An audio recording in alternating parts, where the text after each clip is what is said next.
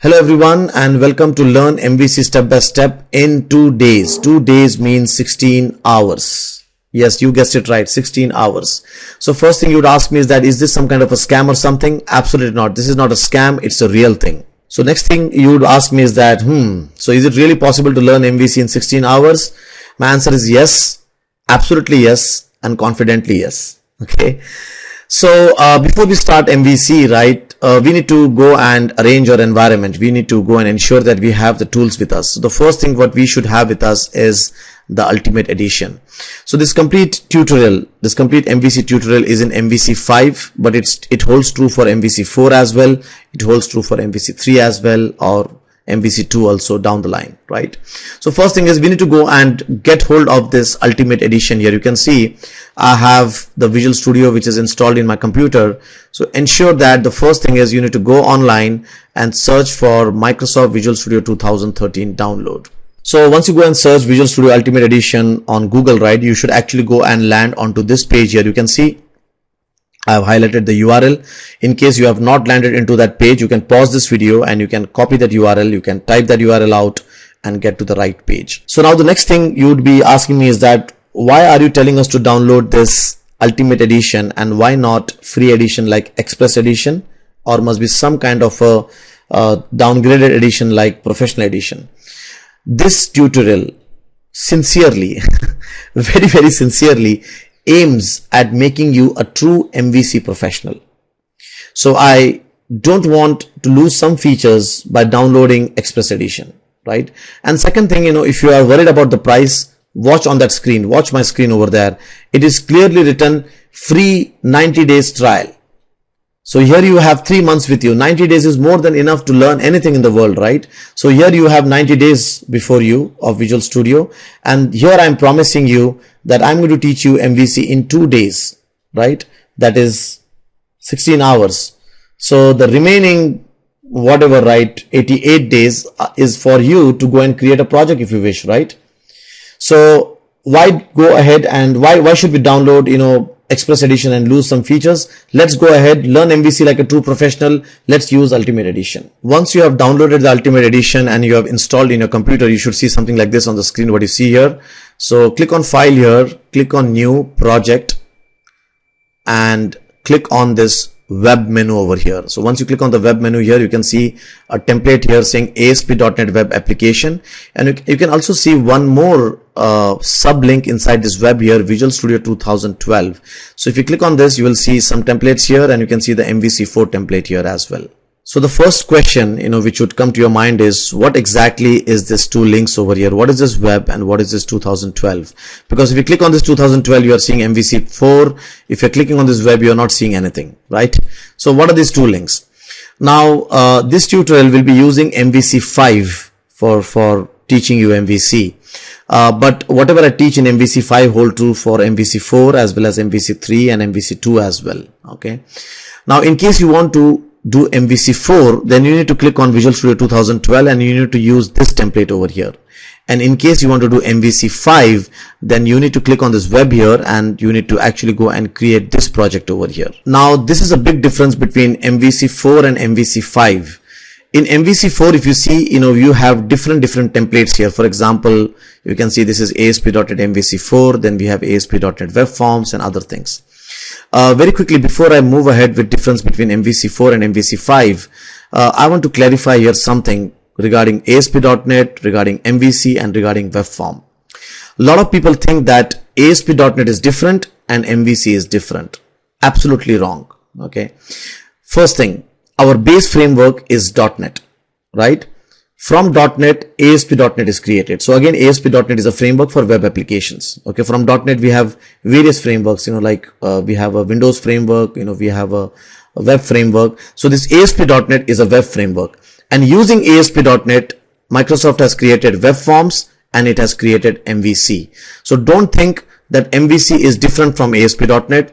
MVC uses ASP.NET internally. So recapping very quickly. So at the base, we have our .NET framework. On that top, ASP.NET is created for web application. And from ASP.NET, we had something called as Web Forms. Whenever I say old ASP.NET, I mean by ASP.NET Web Forms. Web Forms has a behind code. So if you have ASPX, it will have ASPX.cs, right? So that is our old ASP.NET Web Forms, and this new architecture MVC4 or MVC5, whatever you think, right, is a separate thing. So we have Web Forms and MVC using ASP.NET internally, and ASP.NET uses the .NET Framework internally. So now, if logically Web Forms and MVC belongs to ASP.NET Framework, then why should we have such kind of separate templates? And that's what they have improved in 2013. In 2013, they created only one template for everything. You can see here, rather than having this templates in a separate manner, if you click on web here, you can see now it is saying ASP.NET Web Application, and from there you can now go and make a choice saying, okay, now I want to create MVC, now I want to create Web Forms, now I want to create Web API, whatever it is, right? So by creating this ASP.NET 1, it will avoid a lot of confusion, where people were thinking that ASP.NET is different and MVC is different, right? So I'm going to go and start from this template over here. If you wish, in case you are into Visual Studio 2012, you can start from here. The steps are almost same, okay? But let me start with MVC 5. So that's a recent version, and it will keep us, up to date as well, right? So let us say this is Hello World. So it's our first program, Hello World, and let's say, okay. Now you can see, as I've said, that it is one ASP.NET Framework. All of these guys, Web Forms and MVC, they have emerged from the ASP.NET Framework. So you can see now this second template here is telling me, so what do you want to do? Do you want to use Web Forms? Do you want to do coding in MVC? Do you want to do coding in Web API? So from here you can see now you can go and make a choice of what things you want in your project. So at this moment we are learning MVC, so we're going to go and select MVC over here. So you can see MVC is checked over there, that is right. And what we'll do is, because this is our first Hello World program, let's not use any kind of authentication or security mechanism at this moment. We'll talk about these options later on. So what I've done here is I've clicked on this change authentication button here, and I've said no authentication, right? So you can see here I've selected MVC, I've selected this checkbox, and I'm all set, and I'll just say okay over here. So you can see, the new project is created. You can also see the solution of the new project. In case you are not seeing the solution, click on view here and click on Solution Explorer so that you can see the complete solution of your MVC project. So now I am almost done with 5 minutes of the video. I have almost created a solution here, but I have still not talked about what is MVC and why MVC. For now, what we'll do is we'll talk about this why MVC later on. Because if I start speaking about why MVC now, right itself, it will lead to more confusions. Believe me that. Okay. So what we'll do is let's complete 3 or 4 labs. And once you get a hang of MVC, then I will talk about why MVC. But for now, let me talk about what is MVC.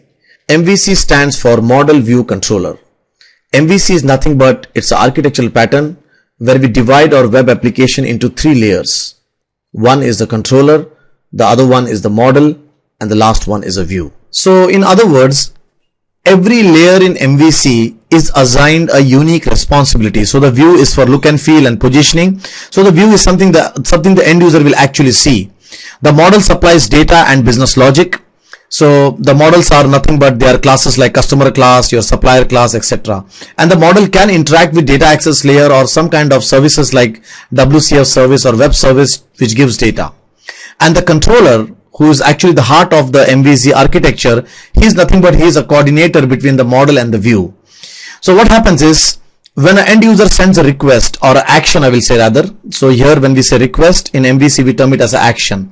So when an end user actually sends an action to an MVC site, it first hits the controller. And the controller, depending on the action, picks up the appropriate model and binds it with the view, and that result is sent to the end user browser. So for example, if a user sends an action like add customer, now remember actions are normally verbs, like add customer, update customer, go to home or whatever, right? So when an end user actually sends an action like add customer, this add customer action first comes to the controller. The controller then says, okay, let me search, which is the appropriate model for it. So must be the appropriate model is a customer model object. So he creates the object of the customer model object and ties up with a view probably called as customer.aspx, or in case you are using Razor, it can be customer.chhtml. So with this approach, we end up assigning unique responsibility to each layer. So when we make changes in one layer, the other layer is not affected, and this makes the softer project, more maintainable and more better in terms of architecture. So let us map our MVC architecture with the solution which we have just opened. So you can see here we have the controllers folder here. So all your controller code will go inside this folder. You can see we have a models folder here. So all your customer class, your supplier class, or whatever is your domain objects, they will go into this. And then we have the views folder which will have the ASPX or HTML or must be the CSHTML UI, right? So at this moment, don't worry about other folders. I'll come to them as we go ahead in the labs. So at this moment, this is where the controllers will go. This is where the models code will go. And this is where the views code will go. So let us move ahead and let's do lab 1.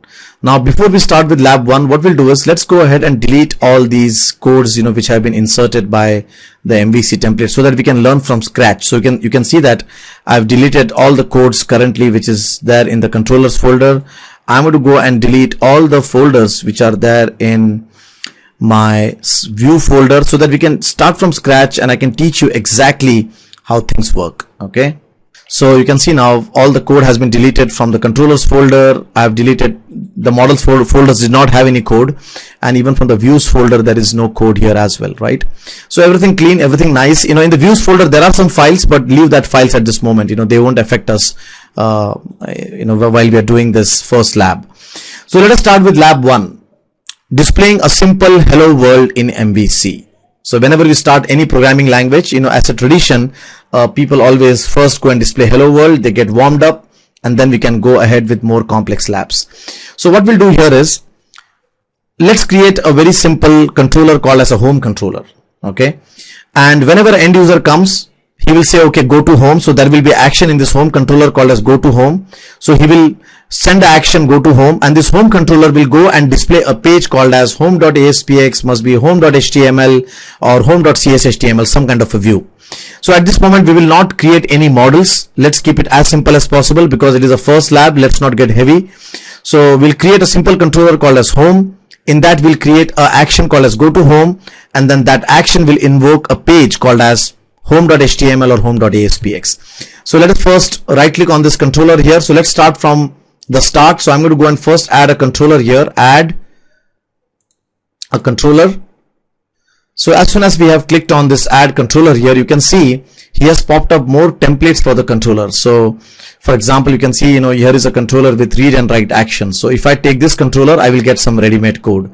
Here is a controller which uses entity framework. In case you have not done entity framework, please see our videos of entity framework, where we have explained what exactly is entity framework. But if I use this, then there will be some ready-made code, which will help me to connect to entity framework. So I'll get some ready-made code over here. But remember, when we want to learn something, we should start from scratch. So you saw that how I have deleted everything from the controllers folder, all the ready-made code from the controllers folder, how I deleted all the views from the view folder, right? So what we'll do is let's select the first controller here, the empty controller. In other words, in this controller, in this template, we will not get any code. So we have to write from scratch, right? So let me go and select this and I'll say add. So the next thing now, what it tells us is that basically give the name of the controller. And you can see, if you see this window over here, he has highlighted the controller name, but you can see that he has not highlighted this word controller. Remember that this word controller is a reserved word. Don't even think about deleting this word. If you do that, then you will end up into a mess. So in case you want to name your controller as a home controller, you should just say home and the word controller. In case you want to name the controller as customer controller, you should say customer and the word controller. So what I'll do for now is I'll go and say, okay, this is the home controller. So you can see I have written here the controller name, but I have not deleted the controller word. Don't ever try to do this. If you do this, you are ending up into a mess. Okay. So I'll say add. Now the time you have created this home controller, the first thing which is very noticeable here is you can see that inside the views folder, he has created a home folder. So that means, for this home controller, this is where the views will lie in. Right. So let me go and add a view here. So I'm going to go and add a view here, add a view. So I'll go and add a view. So let me go and name this view as my home page. Okay. And you can see there's a small checkbox here saying use a layout page. So I'll talk about what exactly is this layout page later on. But at this moment, let's go ahead and uncheck this. And let us again go and say empty at this moment, so we can learn from scratch. Okay, I'll say add. So you can see inside the home folder he has added this my homepage.cshtml, which is a razor view. Remember that all the .cshtml views are termed as razor view, and in a razor view the syntax always starts with the @ sign. But at this moment we will not go into razor coding. We will talk about how to use razor later on. So at this moment I'll just say welcome to my first MVC page, okay, or MVC view. So rather than saying page, let's try to use the same terminology what MVC uses, view. So now the first hit will come to this home controller here. So you can see here the first hit will come to the home controller. So on this controller the end user will send an action called as go to home. Okay, remember actions are normally verbs. So I'm going to say here, okay, this home controller will have an action called as go to home, and this action will return a view called as my homepage.cshtml. So remember our view name at this moment is my homepage. Remove the word .cshtml. So I'll say as soon as somebody goes and hits this action here, I will return a view my homepage. Remember, you should not say my homepage.cshtml, you should say without the extension here. Right, great. Now let's do a control F5. Let's see if this thing will run or not. So what will happen now? The end user will come and he will hit this home controller and he will hit with the action go to home, and this go to home will actually go and invoke this my homepage.cshtml view. So you can see now currently our site is running here, and he is saying that I'm not able to find the index page. Why is this error coming? Because you can see here there is an action called as index. So by default, if you don't give anything here, he's trying to hit that index here. Okay, so at this moment he's saying that I'm not able to find the index page, and that is right, we have not created any index page. So we need to go and invoke this action go to home, right, and not the index action. So in order to invoke this go to home, what you have to do is you have to write in this way. You have to say here / controller name. Now remember, you have to say / controller name without the word controller. So you can see here currently my controller name is home controller, so I have to say here only home and not the word controller with it. And then after that I have to say inside this home I want to invoke the action go to home, and let us press enter. So you can see there our application is running. So it is showing here the first page which we have created here, this one, welcome to my first MVC view, right? So remember, you have to type the controller name without the word controller. So if it is a home controller, type here home. If it is customer controller, type the word customer, and inside that controller type the action like go to home. So if you press, you should be able to see the view. So this was our first lab of MVC, displaying a simple hello page using MVC5. Now I would like to point to a couple of errors which you can get when you actually create your first MVC page. Okay, for example, let's say for some reason if you move this my home.cshtml to the outer folder, for example, you can see here I am moving this my homepage.cshtml to the views folder here. You can see I have moved it outside the home folder, right? If I do this, then my project will not work. So if you see this error here, very quickly, if I again try to go and invoke my site here, so if I try to invoke this go to home, you can see now I'm getting this error over here. So this is a very common error which people normally get, and this error says the following. It says that your view should either be in the controller name folder. Controller name folder means, for example, at this moment my controller name is home, right? So either this page my homepage.aspx or chhtml should be inside the home folder, or either it should be inside a shared folder. So in case you have not put your views in the proper folder, then you would end up into this error. So either I should go and move this page into a home folder, or what I can do is I can go the other way around. I can also go and add a folder here called as a shared folder, right? So I can go and move this page from here to the shared folder as well. So this is also fine. So if I do this, and if I try to reload my application, I should be able to see my view. So this is one of the very common error which you will get, saying that your view is neither in the shared folder and neither in the controller name folder. So that is the first error which probably you will get, when you create your MVC application. And the second thing to remember here is, currently if you see, my action name is go to home and my view name is my home page. But let's say for some reason, if my view name was go to home, then I don't need to put the name here. In other words, for instance, let's say this my home page here. Let me go to my Solution Explorer, View, Solution Explorer.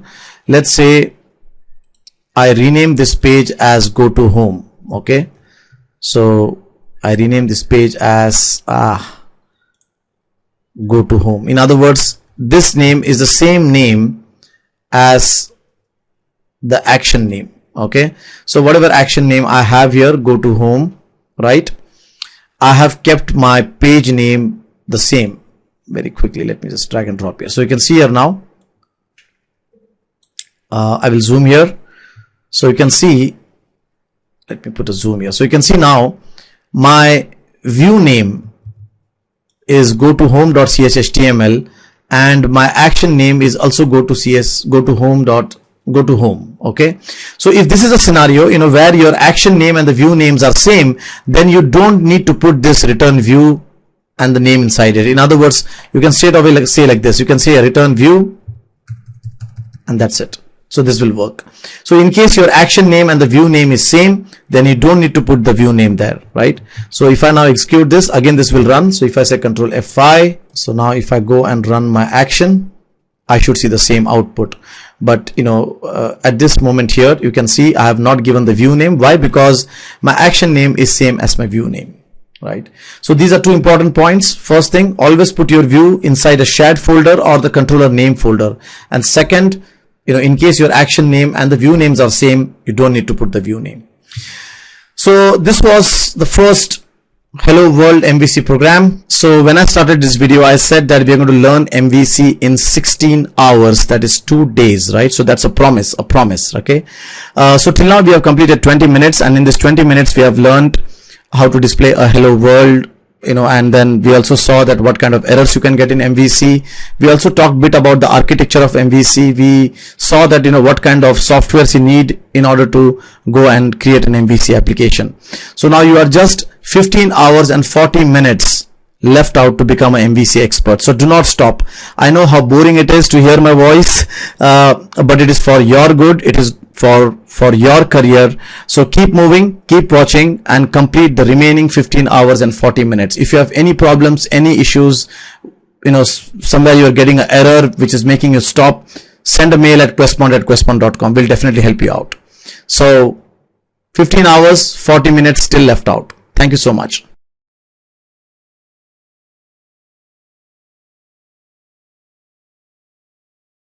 So let us move ahead with the next lab of MVC, or I'll say lab number 2, routing. So what exactly is routing? If I put in one simple words, routing simplifies your MVC URL. Again, I will repeat.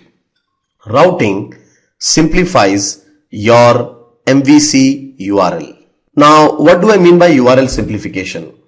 Now, if you see developers, right, sometimes developers have a coding standard, naming standards, I'll say. For example, for class names, I have seen developers writing CLS home, right? CLS, they put the word CLS before the class.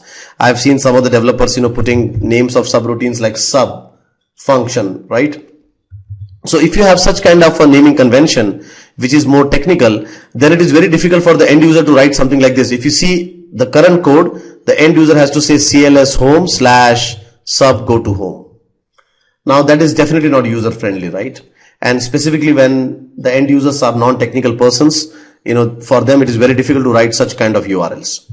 And that's where exactly routing helps us. Routing helps us to create user friendly URLs, and those URLs you can map with your technical controller names and action names. So for example, if you see currently, the way the URL is home / go to home. Now let's say you want to make your end user's life easy. You want to say that okay, he can just type the site name, whatever it is, localhost 1248 /home, and done. He does not have to type go to home, right? So in order to do that, what you can do is you can go to your Solution Explorer. So go to your Solution Explorer and go to the app_start folder. So you can see here there is an app_start folder, and in that we have a file called as routeconfig.cs file. Double click on it. Let me go and zoom this code here. You can see that we have something called as a routes collection here, and that's what is routing at the end of the day. Routing is nothing but it is a collection, which maps the user-friendly URLs with the controller names and method names. So for example, you can see here this map route method. First thing, if I move my mouse, you can see it's a route collection. Again, I'm going to halt for 1 or 2 seconds. You can see here routes is a collection. The name is route collection. Okay. So this routes is nothing but it's a type of route collection. It has a method called as map route. And this map route has 3 important things. First one is the key name. Every collection has a key name, right? Key 1, key 2. So you can see by default there is a default key what he has added, and he says that if the URL structure is like this, controller/action and the value, then go and invoke the home controller and go and invoke the action index inside it. So what I'll do is I'm going to go and add one more route here. So I'm going to say here Control C. I'm going to take this thing. I'll say Control V, and I will say this route is for the home. So I'll say home.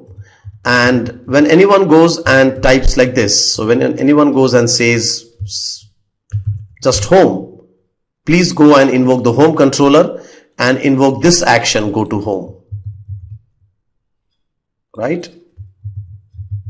So I have created a simple home route here. I've named it as home. If somebody types this URL, if somebody says the site name /home, it will go and invoke the home/go to home. In the same way, let me go and again create some more user-friendly structures here. For example, let's say this is again one more version of home. So if somebody says home/home, he will still go to home/go to home. So you can see here now, I have created some user-friendly URLs. One is if he just types home, he will go to home. If he types home/home, then also he will go to home. Let me go and type one more user-friendly URL here. Let's say I will say something like this. I will say if he does not type anything, in other words, if he just goes to the site, then also he will go to home. So you can see now how I can define user-friendly URLs and map it to my controller name and action name. So if you see here now, we have 3 variations of the URL. One is home, one is home/home, and one is without anything. It just goes to the site and the home page opens, right? So if I do a Control F5 now, very quickly, you can see that it has ran the site, but it is saying me that this home one is already in use. Remember I said, right, this name is a key, and key in a collection has to be unique. So you can see here I have said here home 1, and again I have said home 1. So let's name this as home 2. Okay, let me build this, build solution. Let me go here and let me do a reload. So there it is. Now you can see, as I have said, for home 2, in home 2 I have said that if he does not put anything, he should show me the he should show me this page, right, the home page, and you can see it has shown, right? Now if I say here, okay, what if he just puts home? Yes, it will still show me the home page. What if he puts here home/home? Yes, then also it shows me the same home page. So routing is nothing but it is creating user-friendly URLs and mapping those user-friendly URLs to your controllers and actions. Now I would like to talk about 2 important points regarding routing. If you remember, when we opened the routeconfig.cs, this code was already present. What this code says, this code is nothing but it's an entry which is made inside the routes collection, where it says that by default you should invoke by the controller name and by the action name. So the first thing is, don't remove this code, because in case, let's say, if any of your structure does not map any kind of controller and action, it will try to invoke this key from here, and it will try to go and fetch the controller name and action name. So in case none of your URLs match, it will try to go and find from this last routes collection. Okay, so do not remove this code. That's the first thing. And second thing is, never make this code as the start code. If you do this, what will happen is, by default this route will always get invoked, and all the other routes will get bypassed. For example, if you see now, let me go and build the project. If you see for now, if I'm going to say here enter, you will see that he says I don't find anything. For example, you can see now I've entered, he says I don't know what is happening, right? If you say here home again, nothing is happening. So until you don't type the exact controller name and action name, you can see the page is not coming. Now you can see here I have typed the controller name and action name, and because that is the first thing in this collection here, he gets invoked and he shows the page. So in other words, what is happening is all the other routes keys here are getting bypassed. So remember that this code, this controller and action format should be your last key in the collection and not the first one. Now the routes.map route, the map route function actually goes and adds the route inside a collection. In the same way, there is one more function here which is very important called as ignore route. Sometimes we do not want people to go and access XML files, config files, AXD files, right? So we don't want people to say, okay, http localhost / web.config and download it, right? So what you can do is you can go and say here, okay, ignore this route, and you can see here there's one ignore route which is written. It says that any kind of resource, whatever is a resource name, if anybody types here .axd, do not allow him to invoke, do not allow him to go and invoke that resource, or do not allow him to send that request to that resource. So you can see here, I can go and add one more route here saying ignore route, anything with the name config. So in this way, in case if he ever goes, actually config files cannot be downloaded, so that is one part. But in case even if he tries saying, okay, http localhost / web.config, it will not work. So again, this method is very important in case you want to go and ignore some of the files or some of the routes, where you say that, okay, people cannot type this route, then you can use this as well. So map route to add a route, and ignore route to ignore any kind of routes, which you do not want the end users to invoke. Now, as a best practice, I have seen that a lot of people, what they do is, rather than writing this mapping inside the code here, they actually go and create a table, a table with must be simple 2 or 3 fields, which has the key name, which has the URL structure, and also it has which controller and action to map. And what they do is, they go and use ADO.NET or Entity Framework, and they go and loop through all the records of the table and add it into this collection, routes collection, by using the map route.